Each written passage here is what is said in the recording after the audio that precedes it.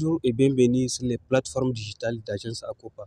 Vous nous suivez actuellement depuis l'Université Jobo Hamani d'Ottawa et comme vous le savez, c'est demain que les élections du comité exécutif vont se dérouler au sein de la dite université. Et pour en parler, nous sommes accompagnés par des listes qui sont à liste pour ces élections. Avant de débuter, je vous invite à partager massivement pour que, en tout cas, leur message puisse passer à l'endroit des camarades. Et aussi, vous pouvez donner votre point de vue en commentaire pour que peut-être ils puissent regarder et prendre en compte vos propositions. Si vous n'avez pas eu l'occasion, en tout cas, de les rencontrer, vous avez cette opportunité à travers Agence Acopa pour que vous puissiez vous prononcer. Je vais commencer par la liste numéro 1. Bonjour. Oui, bonjour. Merci de nous avoir donné l'opportunité de pouvoir nous exprimer sur votre plateforme. Merci. Bonjour. Bonjour et merci de nous avoir invités et nous donner cette chance de prononcer par rapport à cette période électorale à l'UNUT. Merci vraiment, merci camarades. D'accord, je rappelle que vous êtes de la liste numéro 4, n'est-ce pas? Voilà. Chers téléspectateurs, comme vous les voyez, on va en tout cas débuter avec la liste numéro 1. Ça, c'est les principes. Bon, c'est pas un souci. Donc, ça va? Voilà, ça va, ça Vous va. êtes Ça va, confortable? alhamdulillah, je me porte très bien. Alhamdulillah, je rends grâce à Allah. Vous regardez la caméra, non? Oui, évidemment. Alors, maintenant, voilà. Et je rends grâce à Allah. D'accord. Alors, les téléspectateurs et les camarades nous regardent à l'instant. Parlez-nous de votre liste et pourquoi votre liste. Je suis le candidat au poste du secrétaire général au compte de la liste numéro 1. Je me nomme Amadou Youssouf Mohamed, connu sous le sobriquet, en tout cas sur le monde syndical, le maréchal de l'UNUT. La liste elle est composée des camarades qui sont ici, des différentes entités qui composent l'université d'Ottawa, des camarades qui sont prêts à se sacrifier pour l'intérêt de la base de l'UNUT. Tu l'as dit, ça c'est la présentation de notre liste. Notre liste est aussi accompagnée par un programme parce que les étudiants sont une communauté, forment une communauté d'intellectuels. On va revenir sur les programmes puisqu'on va en parler. Il y a une question. Bonjour. Bonjour. Alors, parlez-nous de votre liste et aussi pourquoi votre liste. D'accord, merci beaucoup. Nous répondons au nom de Alassane Ahmadou Momansani, communément appelé Villa, étudiant régulièrement inscrit à l'université Jobo Hamani d'Ottawa, plus précisément la faculté de sciences de l'éducation, 3e année. Effectivement, nous sommes candidats au poste du secrétaire général et au compte de la liste numéro 4. Et notre liste, elle est composée des secrétaire général adjoint jusqu'à trésorier. Et on a eu à mettre tous les représentants de chaque entité de notre liste. Et à l'IIT, à la FADEC, à la FSC, à la FSA, on a choisi des gens aguerris qui sont prêts à défendre convenablement, en tout cas, la mission du comité exécutif au compte du prochain échéance électorale, Inch'Allah.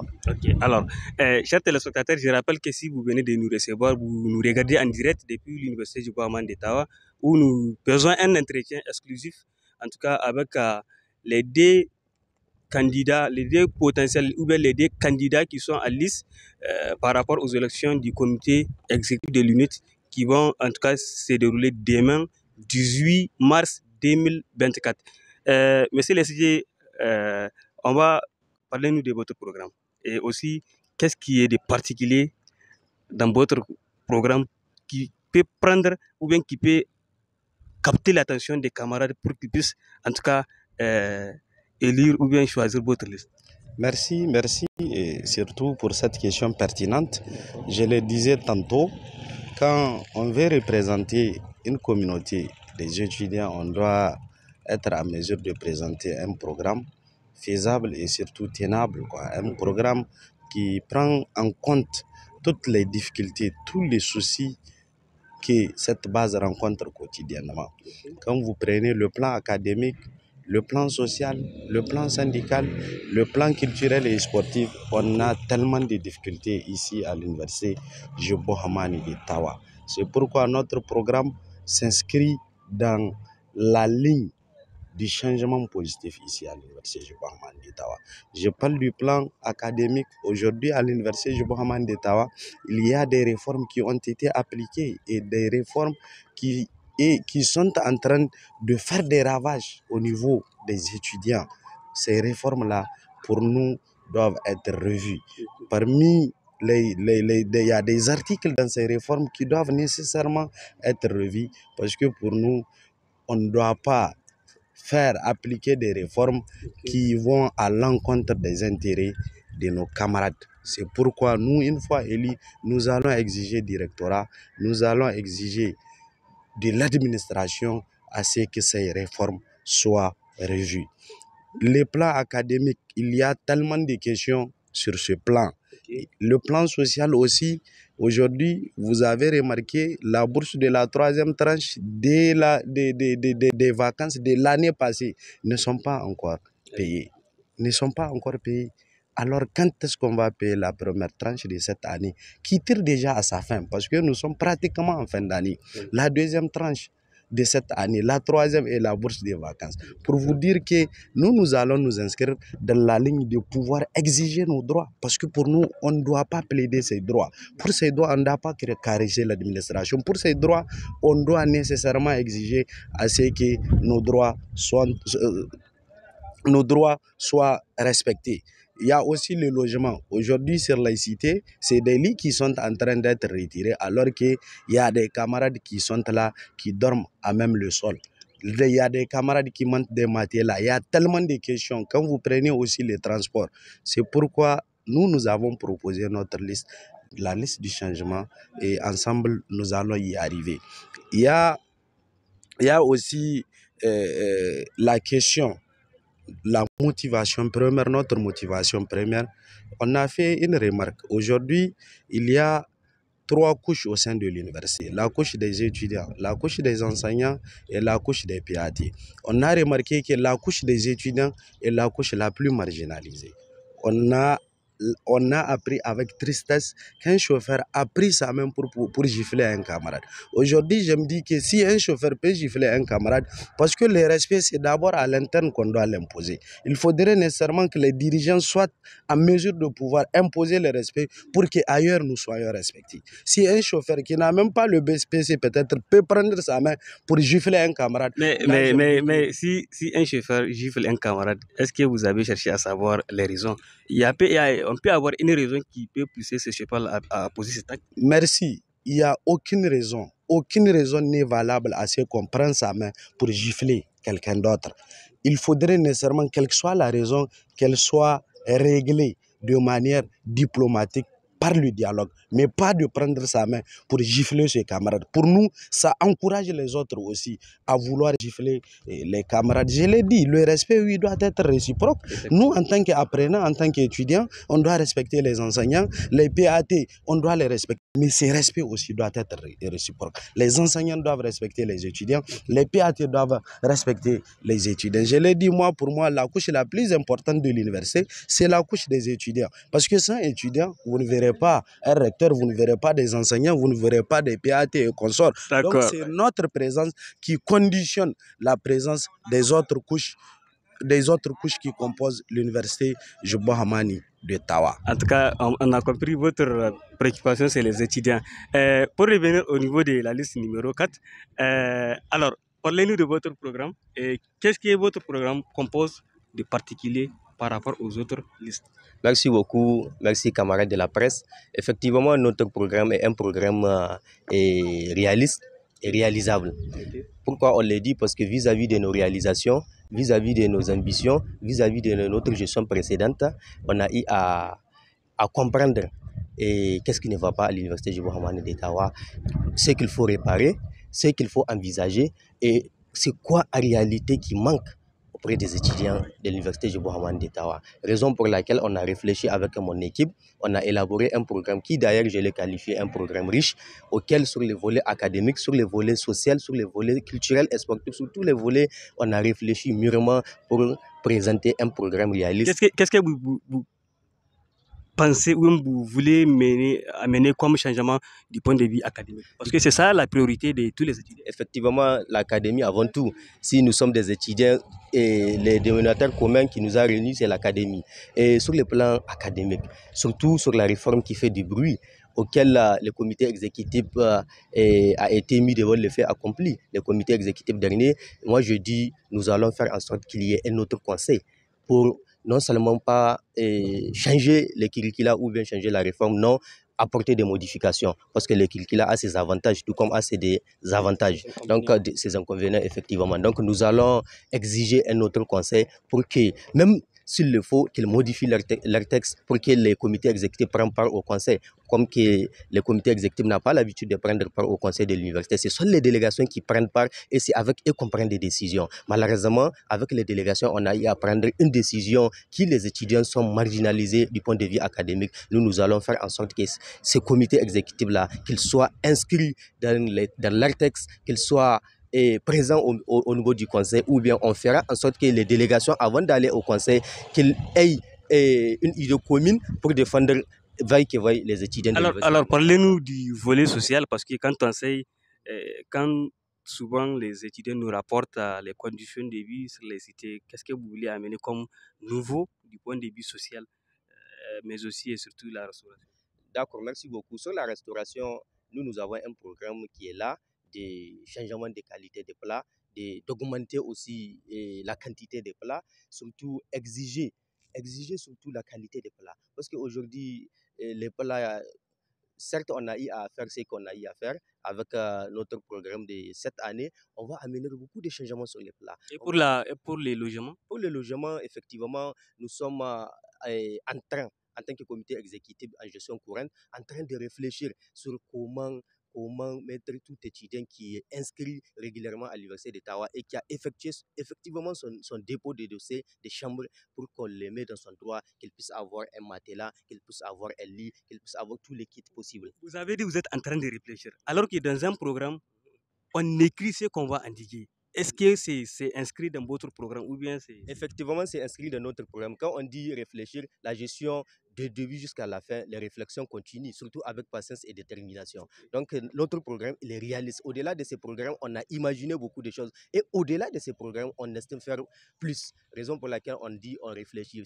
Cela veut dire que les réflexions continuent jusqu'à la fin de notre gestion. Est-ce que par rapport au volet transport, il y a des innovations? Oui, il y en a des innovations, surtout les arrêts bus. On doit énumérer, on doit préciser tous les arrêts là où le bus s'arrête au niveau de la ville. On doit amener un changement. Il faut que arrêt, par exemple, le Rimbo, qu'on précise comme une plaque ou bien une plaque, arrêt Agaba, tous les arrêts là, qu'on précise que voilà l'arrêt. Quand on arrive là, ça c'est un arrêt bis. D'accord. Merci beaucoup, chers camarades, chers étudiants. Vous nous suivez depuis l'Université de Bahaman d'Ottawa où nous faisons un entretien exclusif, comme je l'ai dit tantôt, avec les DSG des listes qui vont, en tout cas, qui vont s'affronter syndicalement demain à partir de, je pense, bien 8 heures. Monsieur le SG, on n'a pas abordé la question de restauration pour vous donner cette chance. Est-ce que vous prévoyez quelque chose aux étudiants du point de vue restauration? Voilà, et du point de vue restauration, c'est aussi au centre de notre programme. Okay. Parce qu'aujourd'hui, il y a beaucoup de camarades qui passent déjà, il faudrait préciser, qui font pratiquement 2 heures de temps, 3 heures de temps dans l'accueil, sans pour autant être servis. Il faudrait aussi créer les conditions pour pour qu'il y ait un recrutement des PAT. S'il y a une insuffisance des serveurs, il faudrait nécessairement que des PAT soient servis pour que les camarades soient servis à temps, dans un délai vraiment, dans un temps record en fait. Donc, il y a aussi la question de la quantité. Il y a beaucoup qui passent sur les cités qui n'arrivent pas à manger. Il faudrait nécessairement qu'on crée les conditions pour que tout étudiant, tout camarade qui a son ticket puisse avoir à manger. La question du plat, parce qu'il faudrait aussi le préciser, le plat a ses compositions. Quand le plat n'est pas au complet, l'étudiant n'est pas tenu de donner les tickets. Ça, c'est même dans les textes qui régissent. Il y a des textes qui régissent le fonctionnement des crews. Quand le plat n'est pas au complet, quand il n'y a pas la ratio, quand il n'y a pas le pain, quand il n'y a pas les fruits, il faudrait nécessairement que chaque étudiant qui donne un ticket de 125 soit servi qu'on puisse lui donner un plat au complet. Il y a aussi la qualité qui doit être améliorée. Aujourd'hui, ce qu'on nous prépare, là, je me dis qu'il n'y a pas un suivi rigoureux. Aujourd'hui, l'État crée les conditions de subventionner chaque année les crews. Les représentants des étudiants doivent exiger à ce que cette subvention puisse être utilisée de manière rationnelle, de manière raisonnable. Ça, c'est par rapport à la question de la restauration. Sur les cités, l'hygiène aussi doit être assurée. Oui, surtout quand on prend, moi je connais certaines cités, vraiment il y a beaucoup de choses à revoir du point de vue sanitaire. Parce que c'est la vie des humains qui est exposée. Qui est exposée. Et maintenant, si quelque chose s'est produit, on ne le souhaite pas. Les centres ne peuvent pas tout prendre en charge. Évidemment. Ce qui fait que, qu'est-ce que vous prévoyez en ce sens? Et là, j'ai parlé d'un problème de suivi. Aujourd'hui, les gens là, on les laisse, ils vont faire ce qu'ils vont faire. Mais si on les suit rigoureusement, on les exige à ce qu'un certain nombre de comportements soient respectés, là, je me dis que l'hygiène sera au rendez-vous. Même pas sur les cités. Vous partez aujourd'hui au niveau du restaurant, vous voyez comment les PAT préparent à manger aux camarades. Là où il n'y a aucune hygiène qui est respectée à ce niveau. Après ça, on donne à manger aux camarades, vous partez à l'infirmerie. Aujourd'hui, l'infirmerie, même les nécessaires ne sont pas là, au fait. Même les nécessaires, c'est des médicaments, c'est toujours paracétamol. Quel que soit ce que tu as, on te donne toujours paracétamol. Et là aussi, ça doit nécessairement changer. L'infirmerie doit être garnie. Dans notre programme, on a aussi prévu le recrutement des médecins généralistes. Aujourd'hui, à l'université d'État, on a pratiquement 9000 étudiants. 9000 étudiants, il n'y a pas un médecin généraliste. Il faudrait nécessairement qu'un médecin soit recruté à cet effet. Et là, nous allons y veiller. Quand nous étions au comité exécutif, quand on a prêté serment, il n'y avait pas d'ambulance. Mais pendant notre gestion, on a exigé à ce qu'il y ait l'acquisition d'une ambulance. Et c'est l'ambulance qui est toujours là. Donc, si on a pu avoir une ambulance, on va aussi créer les conditions, une fois au comité exécutif, qu'un médecin généraliste soit recruté ici à l'infirmerie. Merci, chers camarades, chers étudiants. Ils sont en train de prendre des promesses, en tout cas devant notre caméra et notre micro. Vous êtes aussi des témoins oculaires et auditifs. Donc, vraiment, nous les souhaitons bon et en tout cas, on va se retrouver demain. Monsieur les avant euh, c'est quoi votre ambition de façon euh, précise et concise à travers votre élection au titre du comité exécutif de l'Union des étudiants nigériens à l'Université d'Ottawa? C'est quoi votre objectif? D'accord, merci beaucoup. Donc, comme je l'ai dit et je le répète, nous, pour ce qui est des volets motivationnels, ce qui nous motive aujourd'hui n'est rien d'autre que pour voir une et notre savoir. Dans notre programme, on l'a bien notifié. Une et notre savoir plein de convictions. Nous avons des convictions pour cette et là. Nous avons des convictions pour que tout étudiant soit mis dans son droit. Et les droits des étudiants et les conditions de vie et d'études soient meilleures. Nous avons aussi une conviction pour en tout cas valoriser la jeune féminine et la respecter. Il faut que la jeune féminine soit valorisée et respectée. Nous serons, Inch'Allah, c'est le secrétaire général qui, les règlements de compte prendra fin. Les règlements de compte, les divergences idéologiques, parce que je ne suis pas, et tu n'es pas dans mon camp, je dois te marginaliser, je dois te liquider. Toutes sortes de liquidations, on va faire fuir à ça. Nous serons ce secrétaire général, Inch'Allah, modèle, qui va impliquer tous les étudiants et toutes les étudiants dans les prises de décision à une grande instance à l'UNUN. Parce qu'aujourd'hui, il ne faut pas nous voter et nous laisser nous seuls en train de gérer, mais il faut nous rejoindre à travers une assemblée générale pour donner vos points de vue, parce que les prises de décision, et nous sommes souverains, on doit prendre des décisions avec la base, on doit respecter cette base qui nous a élus élus. Donc, une fois parvenir, nous avons tant d'innovations, tant de choses à faire. Et Inch'Allah, la base ne sera pas dessus. D'accord. On souhaite vraiment que cette unité savoir se confirme. Monsieur l'SG, je reviens vers vous maintenant. Résumez-nous l'objectif de votre candidature. Quand on sait, vous avez été dernièrement l'SG du comité exécutif et aujourd'hui vous êtes revenu. Qu'est-ce qui a motivé ces retours et aussi un peu de façon succincte parce que le temps est en train d'épuiser les programmes de votre liste. Voilà, comme vous l'avez dit, j'ai été secrétaire général en 2021-2022 et pendant notre gestion, on a pu réaliser beaucoup de choses. Aujourd'hui, nous décidons de nous porter candidats, nous décidons de demander à la base de nos élire pour une deuxième fois en tant que secrétaire général pour pouvoir apporter un changement. On a remarqué qu'après notre gestion, il y a eu une gestion qui a pu remettre en cause tous les acquis de notre gestion. Je vous ai tout à l'heure parlé des difficultés que les camarades ont.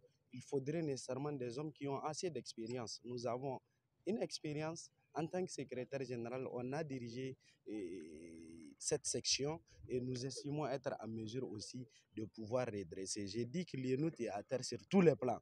Et moi, j'estime avec mon équipe, avec bien sûr l'accompagnement de la base, l'INUT peut être redressé. Parce qu'il faudrait nécessairement que des hommes qui pourront dire la vérité à n'importe qui, n'importe où et n'importe quand. Voilà, nous, notre ligne directrice, c'est la ligne directrice du changement positif parce qu'il ne faudrait pas aussi chanter changement et que ces changements aussi soient négatifs. Il y a un changement positif et un changement négatif. Nous, notre ligne directrice, c'est le changement positif sur tous les plans pour le bonheur des militantes et militants de l'Union des étudiants nigériens à l'université Jubo Hamani d'Ottawa. En tout cas, merci beaucoup pour toutes ces explications et ces clarifications. Vous avez vraiment des programmes alléchants, des programmes ambitieux. Je pense que les camarades peuvent se faire leur propre opinion. Et ils peuvent vous juger à travers les points de vue, à travers les éléments que vous avez apportés, les éléments d'information, bien évidemment. Alors, je reviens aussi, M. Bilaberbou. Alors, c'est quoi votre message à l'endroit des camarades qui nous suivent à présent, en présentiel et aussi en ligne? D'accord, merci beaucoup. Pour te donner une petite information syndicale, on ne peut pas nous qualifier de messieurs, mais de camarades. Je suis camarade Villa. Merci alors. Donc, effectivement, notre appel, c'est celui de l'union. Avant tout, en syndicat, il y a des divergences idéologiques, mais je souhaiterais assez qu'un comité exécutif sera consacré, que toutes les listes accompagnent ce comité exécutif-là, que toutes les listes donnent leur point de vue à la gestion, contribuent à la gestion pour que vraiment la gestion soit une réussite. Avant tout, chers camarades, moi je sais que la gestion là, elle n'est pas du tout facile, elle n'est pas individuelle, elle est collective. Donc je lance un appel à la base de l'UNUT de faire un choix rationnel, un choix utile. Et quand on fait un choix, on doit s'assumer, on doit accompagner le comité exécutif parce qu'avant tout, cette année, on a fait preuve de maturité. Il n'y a pas eu beaucoup de choses selon l'historique des élections à l'université du Bohaman d'Ottawa. Une fois consacré un comité exécutif, nous lançons cet appel-là que tout un chacun accompagne un comité exécutif, qu'on donne un bon exemple, qu'on enterre l'histoire de la violence à l'université du Bohaman d'Ottawa, qu'on enterre l'histoire des fraudes aux élections à l'université du Bohaman d'Ottawa, qu'on prouve à l'opinion nationale et internationale que nous sommes unis et nous allons accompagner tous les comités exécutifs qui parviendra. Nous lançons cet appel à l'endroit de la grande base de l'UNUT d'opter leur choix à l'endroit de la liste numéro 4 parce que nous estimerons.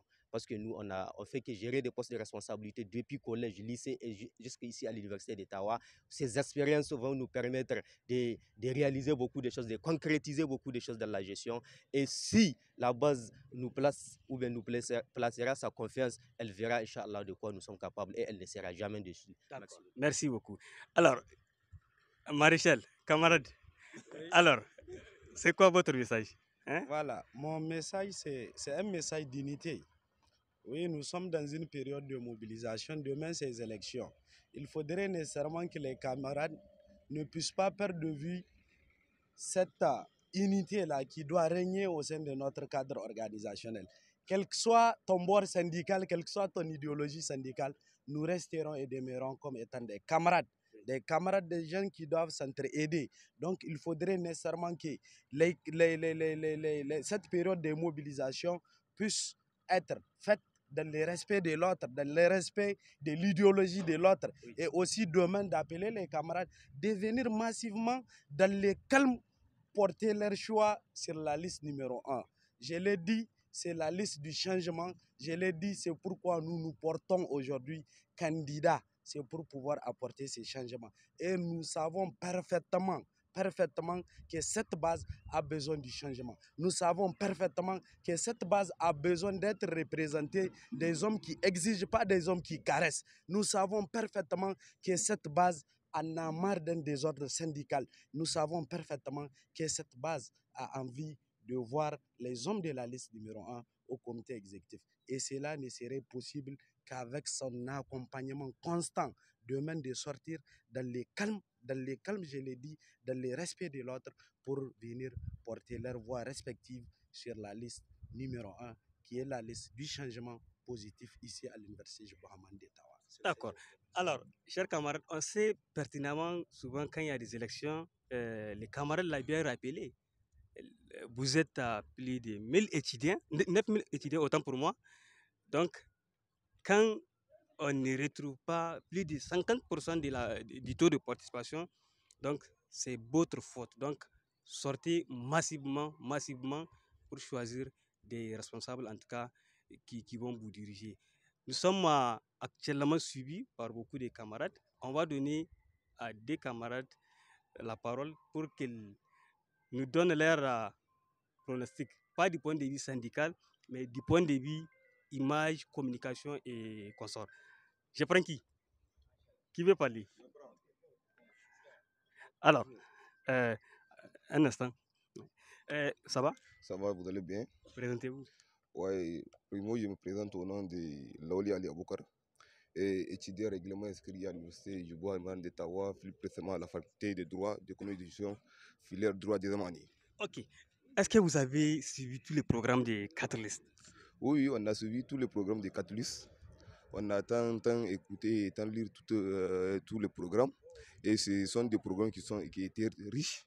Okay. Et vraiment, parmi les 4 programmes, ou bien les 4 listes là, qui ont eu à soumettre à cette grande base consciente et conséquente le programme, nous espérons que chacun d'entre eux. Alors, j'essaie, vous êtes un peu stressé. Chers camarades ou bien chers téléspectateurs, je rappelle que nous sommes toujours depuis l'université Jubo Hamani d'Ottawa. On est en train de faire un entretien exclusif avec les membres des listes et aussi avec les camarades. Donnez-nous votre pronostic. Selon vous, quelle liste, pas sans appartenance, en toute objectivité, quelle liste pourrait prendre cette place? Donnez-nous votre pronostic, tout simplement. Tu m'as demandé à toute objectivité. Oui. Moi, je ne vais pas te dire voici une liste qui va essayer de remporter les élections, comme c'est une élection qui n'a jamais été vue à l'UNUT depuis un certain moment. Une élection qui regroupe. Donnez un chiffre.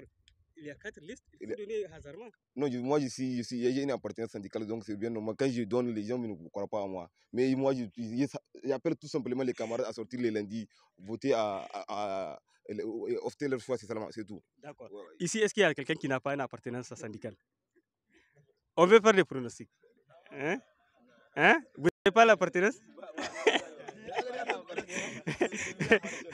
Donc, merci beaucoup, chers camarades. En tout cas, visiblement que chacun a une appartenance.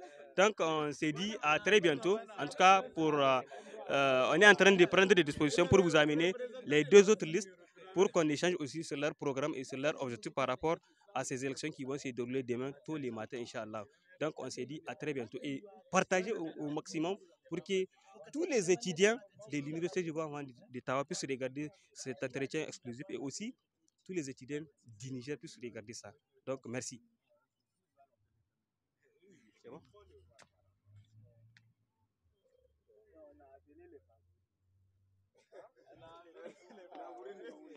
Ça va?